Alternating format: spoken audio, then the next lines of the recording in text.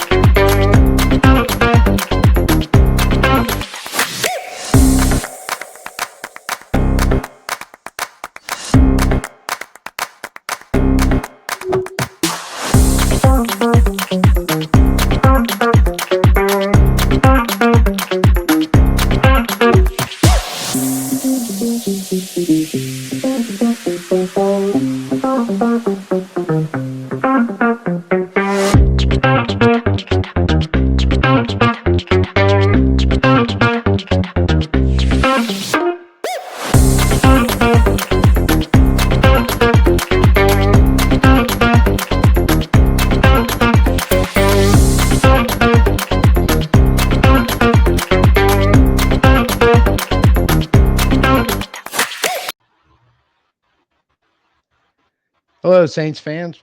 Thanks for joining us again tonight for Let's Talk Saints. We have Scott Fields joining us again, and we have been neglecting the defense. We know, kind of by design. The offense was kind of the top story, and there was a lot going on there. But we realized, hey, there's some stuff you really need to talk about on the defense, which is what we're going to do tonight. We're going to roll through all the positions. I think we kind of decided we're not really going to try to pin down who's making the 53, but more like per position, we have a good idea of who's going to make the 53, but the final slots might be just a little too early to even start guessing because we don't even know stuff like the last spots where they're breaking it down. Are we taking an extra offensive lineman or taking an extra safety or anything like that? But I think kind of the top 4 or 5 spots for the most part at every position and what's happening or what might happen from the undrafted guys or some of the free agents they brought in and et cetera. So, okay. Thank you for joining, Scott, and let everybody know you're in the middle of a hotbed softball weekend watching games and managed to find some time and peel away. So we really appreciate it. And hopefully the team does well and, pull the trophy out tomorrow. They won their first one 14-2, so good sign. I'm hoping week 1 for the Saints, we're pulling out a 12-14 point victory. But yeah. We're gonna start out on the defensive line and specifically defensive edge. And this is one of the ones that's it's gotten very interesting over. Granted, we're talking OTAs and going into minicamp, but there's some young guys rattling some swords and making some noise behind the top 4 or 5, we think. And Pascal's injury, we might even actually have to start with that. Pascal's injury is opening the door. I have him on here as pup list, physically unable to perform, as a best guess, because all we really heard was he won't be ready for training camp or the first part of the season. So I'm thinking pup, but if it's severe enough and he can't come back soon enough, it may just be straight IR. No idea. Probably really won't know till training camp. But that presents a potential spot for one of the other guys. 3. Yeah, the bottom 3. And even Peyton Turner, because Peyton Turner might have been on shaky ice. This makes him a little more secure and gives him the opportunity now, because that's one less guy in front of him, that if he's fully healthy and finally reaching his potential, he's going to come flying in there to lock down a spot. I think we know who the top 4 are, barring that they're all healthy. Yeah. And Cam's kind of probably the wild card in all this too. What are we going to be able to get out of him? Cam's long in the tooth. I've seen, like we discussed before this, the Carl Granderson interview. I can just tell, like, him grabbing leadership. You can just hear in the way he talks and the things he said. It was a really good video. I just like what I'm hearing from Granderson. We were talking about it earlier. and we both caught on the how his because it was obvious he went through that little mid-season, almost I guess hit the wall would be the way to like describe it. His like a play had funk. slowed down, and then he comes clean with, well, he wasn't quite. I don't want to make it sound like he was out of shape, but he wasn't in the quite correct amount of shape or the right training because he started dropping weight. He said down to like 270. I went, oh yeah, that's starting to get a little light to try to bang into the defensive line, especially the way the Saints like to play edge because they don't really utilize one small, fast, wiry speed rusher type. They expect their ends to be kind of bigger guys that can rush a passer, but also be able to handle the run. So him dropping down in weight, I could see where that was probably making a significant impact. Yeah, last year he was second on the team in hurries with 8. He was first in knockdowns with 11, first in sacks with 8.5, and pressures he led the team with 28. That just seems to me like a edge slash defensive end, whatever you want to call him, on the rise. You Yeah. can just, I mean, that's good numbers. I mean, I know Cam's long in the tooth, but good numbers whenever you have Cam that you're going against, and you only lost to him really on hurries because Cam only he had 12 hurries. But I just him with his weight talk and everything on that thing, I see a good future for him, and I hope it doesn't turn into one of those doggone things where we lose this defensive end to Cincinnati, Trey oh, Hendrickson. oh, well, Like we train him for somebody else. yeah. Well, the good thing is and he even mentioned that it was because we signed him to a decent contract extension beginning of Yes. the season, middle of the season, quite when it was, and that's right about the time this issue popped up for him. And I remember kind of hearing fans and all going, "Oh, we gave him the big contract, and he's kind of almost like starting to dog it. Hey, I got my money, I'm done." When Mm. it come to find out, and this is a little bit on him. He wasn't quite where he needed to be. And he even mentioned it because he was playing more snaps than he ever had before. And it was during the course of the game, it was having him more and more. And what you bring it up, and I think that we both like so much, is he recognized it. He owned up to it, made the corrections, talking about how we got a chef and all this to help him with his intake and along with all the training he does. So I'm like, I agree. That's like, okay, he that's the guy. I want to be a leader. I want to do this. I want to be, Mm. but I have to be the leader on the field. And for me to be the leader on the field, I have to be on the field. And I The think best leader is a leader by example. correct. And somebody was going to have to step up because this is where we segue down into Cam. We're hoping Cam's lack of production last year was more with that we know the ankle problems he Yeah, had and all, and hoping that's the case and not the Cam's age and wear and tear of a guy who really up until the last 2 years ago, I think was the first game or 3 years ago, COVID maybe, that yeah. he missed his very first game ever. And he's only really missed like two or three in his career. Guys played a lot of games and a lot of snaps. So the decline in play just could be finally it's caught up to him and it's starting to slow him down. And if that's the case, if we could just find a way to get he may become the rotational guy kind of at the bottom of all this, where we were talking about last week, bro, we need 15 snaps from you a game to come in and make an impact. And if that's what he's regulated to, Cam's going to come in and make an impact on those Or 15 plays. So I think he's the where it all works out for him. A lot of this is, and of course, that Chase Young's fully healthy, but it sounds yeah. like he's in the right track on that. And they're expecting him for training camp. So I think those four. Cam's kind of the wild card in here. Cam and Peyton, how they kind of work out. Cam's a wild card. I see Cam playing, yeah, edge a lot, but I also see Cam going next to Brizzy down in the middle and solidifying. A lot of uncertainty there, but we're going to talk about that later. We're talking about edge. Yeah, I figure that when it comes to Turner Cam, we're gonna probably circle Yeah, right back around when we get to interior. Um, I'm interested about Chase Young because I heard a lot of things coming out. I know, I mean, he's well, Granderson in his interview talking about people, players, and when their practice would start, he would go do the I'm hurt, like secondary, like on the side, like bike and just like basically get a workout in when cause you just can't go out there and do it with pads on or do it with a helmet on. um, Foskey, and we're gonna come back around to Foskey right after we finish this one on Young. Also taught. about yesterday. Some of the stuff, I don't remember which day it was. Dennis Allen mentioned it because in both cases they were kind of asked about Chase Young, and both of them said like he's bringing intensity while he's there. He's in the meetings, he's doing all that stuff that he can do that isn't physical. And they said, but when he's done with that and we're doing the stuff on the field that he can do right now, he's out doing mad rehab work Yeah. trying to get himself ready for training camp. And um, yes, I heard that talk and I'm like, good, good, good. And it might have been Granderson. Yeah, Granderson was talking about going, getting him fully healthy and putting him on the opposite side of me. He said, we're really going to have a very good pass rush. And he specifically said, with two ends that can also play the run. And that's how the Saints like to do it. They don't necessarily want one guy dedicated totally to the pass and having to split his run responsibilities to linebackers or secondary. They want that end to set the edge in the run and also be able to get to the passer. I mean, you got two guys there that are capable of doing it. Yeah.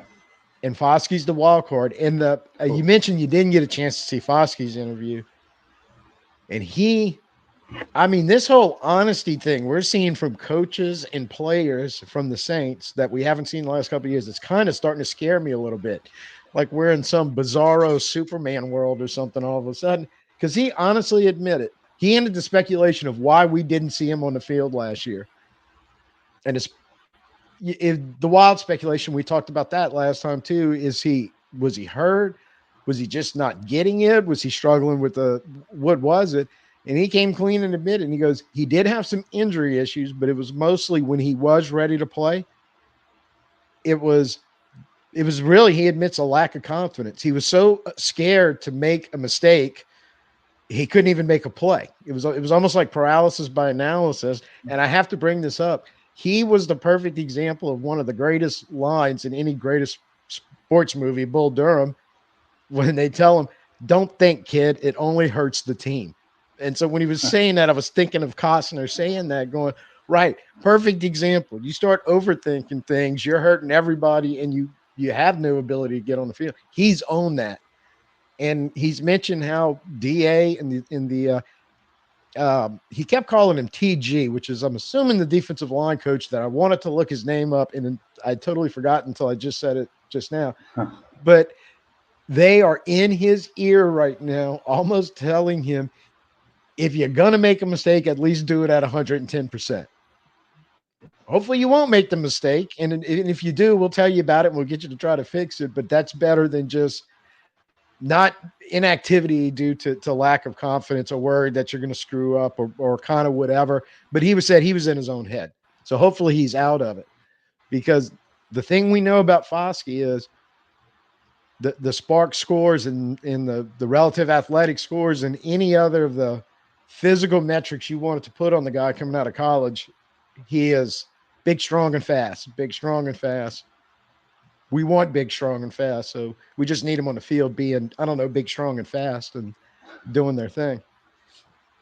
You said Bull Durham. When I heard that, I immediately thought of Chuck Norblock when he was playing second base Oh and God. couldn't find first base like from 60 feet to save his life. And he Yeah. was a professional baseball player, just couldn't do it. It was like mentally, and whenever you get to yourself mentally, sometimes it's hard as heck to come back from it. Yeah, absolutely. Absolutely. And so we'll see. Hopefully it works out. And a lot of these names we're mentioning, and we're going to get to a couple in the interior. Also, one of these days during OT, I think it was Wednesday's media practice. In fact, it was Wednesday's media practice. Was they had a red zone, basically 11 on 11 red zone drill. Mm-hmm. And Foskey was one of the guys that's name popped up, made a couple nice plays in there when they were working on that red zone. And I'm like, and Peyton Turner too, also. That was the two I wanted to bring up. So, because I immediately thought, not to make this sound the wrong way, but it's the truth. Both of them just utterly disappeared from the roster last year for different reasons. And it was nice to hear their names coming in and reappear, and people putting stuff on. They looked good. They were worked. It looks like maybe all that's behind him. Turner's healthy, Foskey's got his head right, and they're ready to show up and contribute and realize their potential. That's a first rounder and a second rounder. You would like we talked Ha- about last week about contributing. That would absolutely, help out tremendously. absolutely. And the last three, Jeffcoat, Lalos, and Latu, especially Jeffcoat and Lalos, over the last 3 weeks, their names have flashed up too in some of the work that's going on. Um, I Those, oh, go ahead. those will likely be. If I had to guess, two, if not all three of them, oh, probably just two of them will be at least practice squad. Mhm. I think so. And best case scenario, assuming all the names up above are relatively healthy and of Yeah, sound mind and body and everything and ready to go for the season, um, as long as they don't get sucked up off our practice squad by another team, which tends to happen, I think the at the very least, those guys getting their names in the mix yeah. a little bit, let you know if the worst happens of the 5 or 6 guys in front of them, we have something familiar with the system. The coaches are familiar with these guys that showed a little flash that, okay, maybe we can get them up, get them ready, and come in and get meaningful snaps out of them if we absolutely have to. More than likely, we're like, let's develop them and get them into the. We've seen that in the past. I think Granderson was one. He was a practice squad guy for a while, and then kind of worked his way up the ladder to the big contract starting defensive end, and the guy we're kind of relying on. So you may have a 2 or 3 of those kind of getting into the system also behind him. And then I'm Um, looking at my edge free agent list. What Shaq and Carl Lawson, Jerry Hughes. I mean, Ngakaway, whatever the guy used to be in Jacksonville. I mean, I recognize his name. I just don't know what the top five guys we said. We have like pretty strong if they all turn the right direction. I just don't know if any of these free agents would actually help us. I'm sure some of them would, but nothing pops off that page to say, "Hey, man, look how good this guy is. We should get him." well, and it's going to be a little expensive for most of those guys. I think Emmanuel Ogbah's available too. Yeah, And sophomore. okay, I wasn't sure if somebody had signed him or not. And he was available a while Mm. back.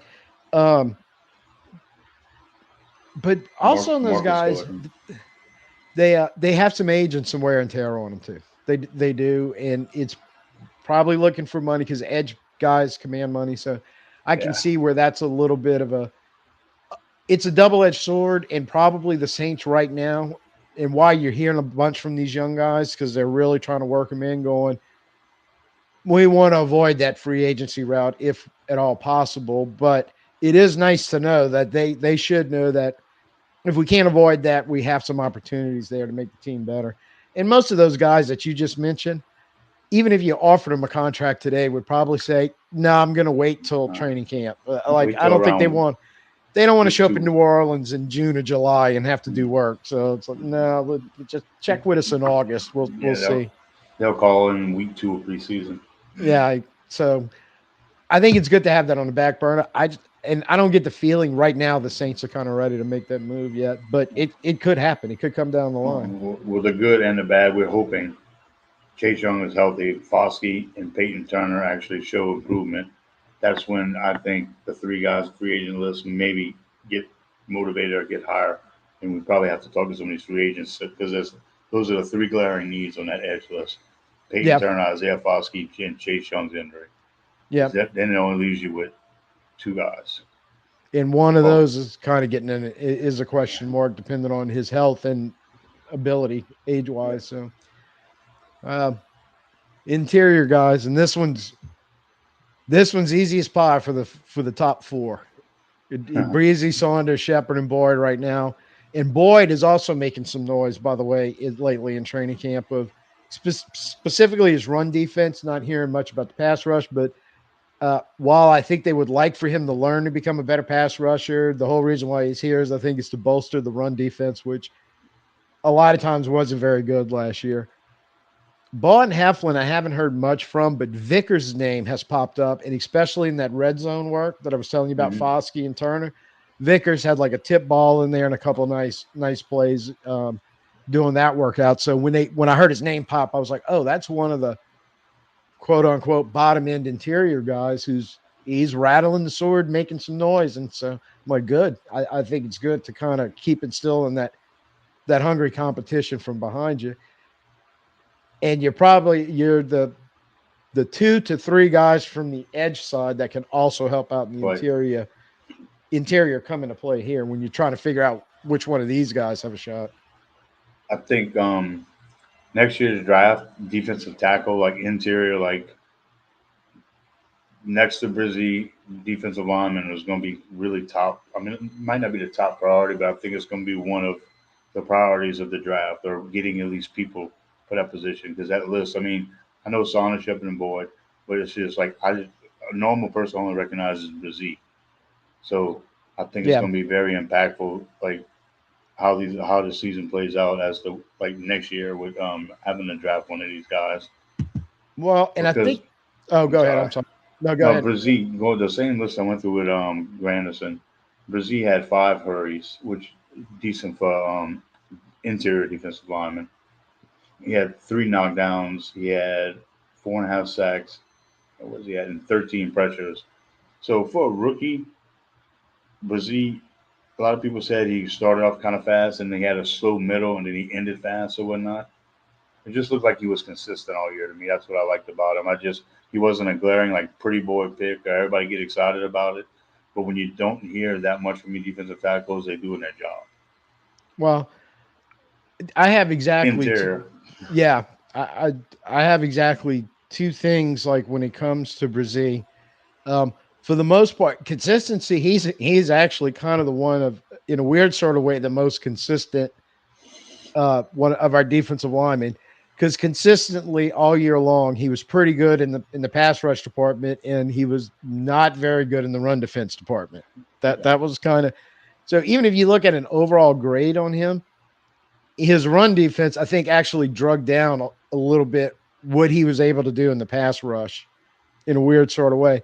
And in his defense, and I will defend him on this, um, and kind of another backhanded compliment I'm gonna give to the whole defensive line and really kind of the defensive front seven. They did everything as a team last year because as a team, the run defense at time was just really bad, and I don't think you could even pin it on one particular person or two. They all kind of had their turns on the struggle bus of being able to stop runners and get in the gaps and and I don't know why it was. And it probably doesn't matter at this point. I think that they knew they have the problem. They've tried to address it with players. And then I know it's definitely DA's talked about. Yeah, that's one of the focal points I'm working this year is we got to get better at and more consistent at stopping the run. So we had games where we were very good against the run, and we had games where we couldn't have tackled a running back in a phone booth if he was wearing cement shoes and we had an axe. I mean, there was just and it was mind boggling to see game to game how that would kind of that struggle went on. I will say the second thing about Brazil, I was in the dome for the Giants game, Mm-hmm. and trust me, you could not help but notice number 90 on the field. I mean, he had a great game, and it was mostly in the pass rush, but he played well all the way around. He was just kind of so explosive off the ball. He was always around the ball. Had sacks in that game. He was very very active, and you just noticed. And look, he and passing out too had a great game because I think that was the game he had the 3 sacks, tossing guys around and just getting at old Tommy Cutlets had a horrible day. So you're exactly right. He has flashed where he's really eye opened some stuff. Then he gets the other parts of his game rounded out. You have a legitimate first round guy Mm-hmm. who played most of last year. I think he had a couple games with some injuries, bugaboos, but for the most part, on limited snaps because they knew he of his run defense, he wasn't going to take full snaps at interior. Yeah. He- excuse me. He just you could just see it like you said on the Giants game.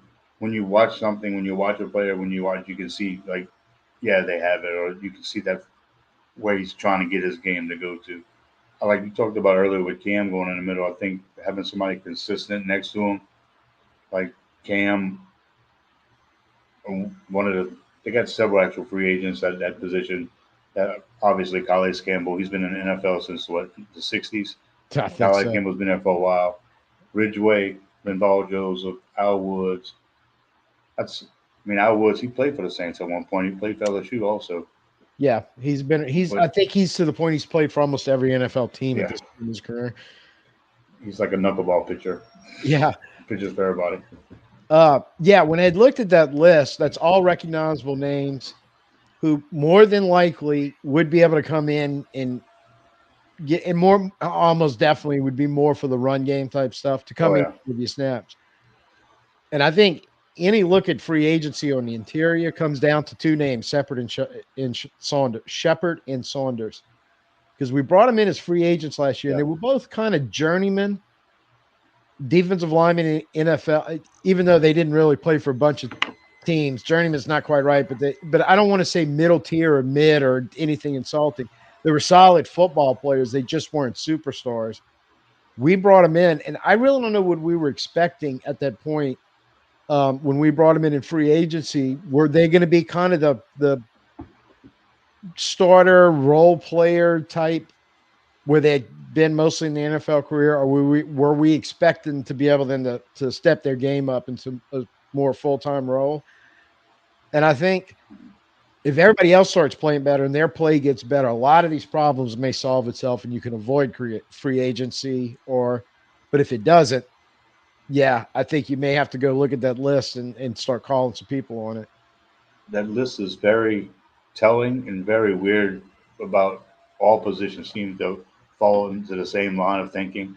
Like you said, Saunders and Shepard and almost possibly Boyd, or anybody else we have there. If they don't fit the bill, we'll have to go into that free agent list. Kind of just like we talked about with Edge, as like the whole defensive line. I guess because it's one of the two positions where you literally, I think most teams like to have somewhere between 6 and 8 guys that you can just rotate in and out, maybe even more for some teams. So that list is not like your cornerbacks and your safeties and your linebackers normally the same group of guys, but the big boys in the front you have to rotate in and out. So Yeah. I just it's all going to be Saunders and Shepard and Boyd, and if we need to go that list, because if they're not producing, we need to find somebody that's going to produce. Because Brizzy can't just sit there next to somebody that's not going to help No. And Brzee to help himself, I him. mean, has to.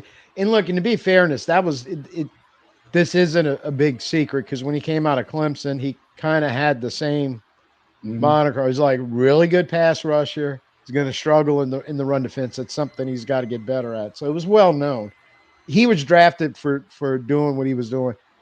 And when we were talking about it earlier, I said, look, if he is nothing but a pass rusher his whole NFL career, but he gets to the point where there are interior guys out there that's all they are pass rushers. They're moderate to bad defensive guys, but they can still come in.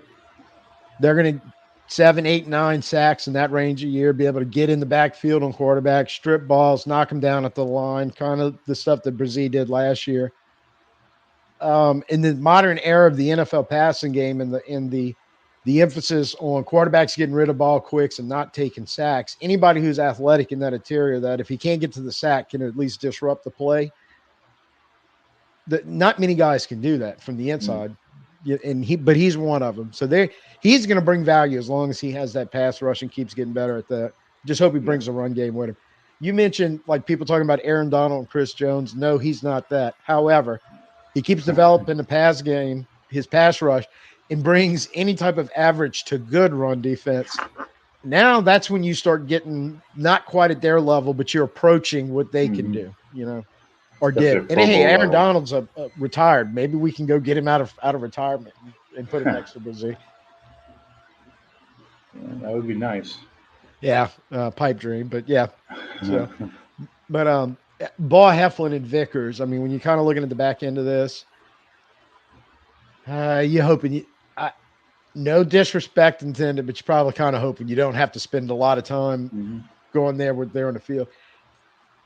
I'm trying Mm-hmm. to remember. I think, yeah, Heflin is actually like a 3-year veteran and was with the Saints last year, but he's kind of been a up and down practice squad. I don't think he's got a lot of games or a lot of snaps on him, but he's a guy that's been around the NFL. Vickers the same thing. So kind of have some experience there, but it's experience mostly, not necessarily production. And the last part of this that we have to talk about, even though I don't have them on here, is the fact that Passing Yao would also be listed with the interior lineman because he does take some snaps there, especially in the pass rush. And like we mentioned earlier, he and Brazil just terrorized Tommy Cutlets and the Giants out of that pass rush position where both those guys were coming from the interior. Um, Peyton Turner has done it in the past. Cam Jordan used to do it back in the day when Dennis Allen was uh, defense coordinator back in the early years with him and Sean, 2016, 15 in that area, that they used to slide Cam inside a little bit. And that may be part of his role. If he's only able to get 10 or 15, can you get 7 or 8 of them from the interior? Give us a little pass rush there and a little more run defense. So Turner and Cam are just such wild cards in this whole scenario, whether you're talking about end or working towards the interior rotation, Yeah. exactly what their health and what they can bring is going to kind of set the table for how the rest of this more or less works out. But I don't think the bottom three have much of a shot at the 53, but I think the top four, Brazil, Saunders, Shepard, and Boyd, they're there, barring something weird happening. And if they're looking for a fifth spot, it may have to come free agency. Yeah. I agree. Hey, we're not going to spend a lot of time here, I don't think, because I think anybody Mm. looking at the Saints defense goes, yeah, we're pretty good at linebacker right now. That this there's not a lot of a debate what's going to happen here, I don't think. No. And there's not much in free agency at linebacker either. I mean, there's 4 to 5 guys, and that's it. And most of them are long in the tooth are old. Mm-hmm. So we pretty much gonna play with the guys we have, and which I like. I mean, 2 of them on my fantasy team for IDP. So, I really Well, like those 2 linebackers. I'm kind of wondering because we jumped in early on the Willie Gay train in free agency while people were looking at edge and all this other stuff, and we went in there and scooped him on a very team friendly deal. Yeah, Which right now there's probably, I think we had talked about this earlier too. There's probably teams a couple of weeks into it we're probably going, damn it, the Saints signed Willie Gay. He was like on our second round to help out at linebacker, especially when you look at the free agent list. But the sneaky one on here is Kaliki Hudson because that's the free agent from Washington okay, who was a special team ace for him for years. But last year, when Washington realized that they were going to have to blow the whole thing up, and that's when they traded Chase Young and Montez Sweat and started getting rid of people. And somewhere in there, they did a linebacker shuffle, either got rid of him. I don't know what happened to him. He winds up as a starter at the linebacking core for the last, I forget how many games, 5 maybe or 6 games of the season. And that was the fun fact stat that came out when we signed him was he had more tackles over that span of games than Pete Werner and Demario Davis had combined. damn, that's a Like, hard tackle. he apparently showed up there and started balling out in that starting job that he wound up with by hook or crook or whatever happened in Washington from being their special teams guy for 2 or 3 years. We signed him in free agency, and that was kind of late in free agency. And when we were looking at the available free agent list, I wondered if the Saints just didn't do that when they looked around and went, there's really only one viable, young, healthy free agent linebacker out there. Let's just go ahead and get him on the roster before somebody snags him. But with him being added late in free agency, along with drafting Jalen Ford, you're looking at our top 5 linebackers. Your top 3, you know who they are. We have both been on record for a long time expecting one hell of a camp battle between Gray and Werner. Yeah, Ford, up and coming guy who definitely can help you on special teams. They've talked about that before. And Kalika Hudson is the same thing. And Hudson actually proved a little bit last year he can step in on the field as an actual linebacker and play. So if yeah, you're keeping 5 linebackers, you pretty much have your 5. It may be more than likely 6, leaving up that chasing the bottom of the roster dogfight. If there's an available spot, they're all in there looking for their scrap of meat out of it. I, I think that the top 5, like you're saying, is good. Lots of pieces for right now. 6, I don't know. It wouldn't be free agency. I don't think it would have to be one of those guys down below, or some super free agent, some that we don't that isn't around right now. Somebody releases or something. Somebody preseason cuts or whatever, Yeah, things like there's that. always that. Yeah. But I think the top five where we going. And you kind of, I don't want to use the word camp bodies. I really, really don't. But DeMarco Jackson, Nefi Sewell, and they both had some time with the Saints in recent years. Um, Actually, they were with the Saints more or less, but practice squad. But I think they both actually had times on some spots on the 53-man roster. I know Sewell did for a cup of coffee Yeah. last year. Um, Anthony Orgy, he's I recognize the name and I thought he'd been around the NFL. I wouldn't look him up on the Saints side, but he's basically we got a hold of him sometime this year as if that futures contract thing that they start throwing out to players. That's how he wound up on the roster. Monty Rice has been a 4-year vet that's kind of matriculated through a couple of different teams. So, and the one we need to talk about is Isaiah Stalbert. My brother-in-law be so happy because he asked about it last time. Um, who is one of the undrafted free agents we got, who on the Saints site right now they kind of have him listed as a linebacker, but some stuff has been coming out that they're using him as some type of hybrid linebacker safety type player in the box. So when we get to secondary, everyone you'll see his name there again listed as linebacker safety. So kind of like that could be a wild card in all this if they look at it and go, especially when it's coming to special teams help. I think everybody on that list on the bottom part of it can help with special teams. But a guy who's given them more flexibility with some ability in a pinch could come in and play some safety for him and do a comparable job. I was saying he might steal one of those last roster spots because this is how you make the team because the defensive guys like we want an extra linebacker or an extra safety. The offensive guys, well, we want an extra linebacker or running back. Well, all of a sudden, Stalbert comes in and goes, "Well, we're just going to give him the extra spot because he can play two of them," and then go fix how that those last couple of roster spots on the offense are. It's almost like horse trading probably has to go on when you get to 49, 50 through 53 on the roster, Mhm. and that's where these guys would be fighting for. Yeah, you got to be special teams because, like, at most of these positions, number 4, 5, and 6, if it goes that far deep, has to contribute on special teams. So it's Yeah, almost like a given. yeah, and one thing, because we absolutely have not talked about special teams except for that way too long period last week. And so we probably Kickers. won't for a while. But we'll have to throw in that the new kick return rules are going to force more returns. So special teams coverage is now these linebacker safety types have become more important to make sure you have a good number of those.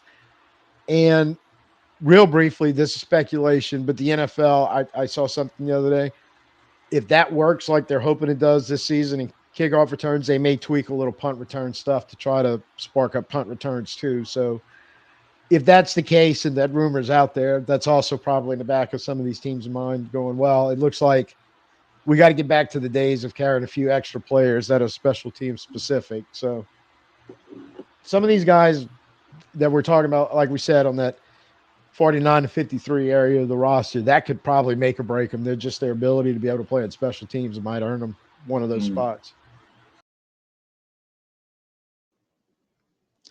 So if you think we're on track and doing a pretty good job so far of the way too early kind of best guesstimation of the defensive line, edge, interior, and the linebacking core, how it's relating to the way the 53 man is shaping up, in addition to the players who are kind of maybe on the edge or the outside looking in, hit the like button for us.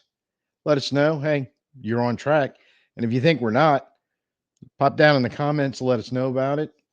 We'll read them, see what you have to say. Probably give you an answer. Hopefully, it'll be the right one. Um, Also, yes, we haven't gotten to the secondary yet. We kind of have.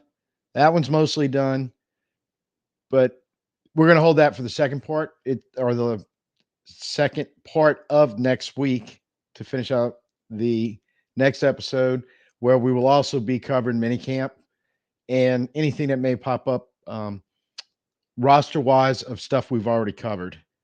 Hopefully, no injuries, but if they happen, update and stuff like that. So, till next week, Everybody have a good night. I'm Tim. Peace out. Who dat?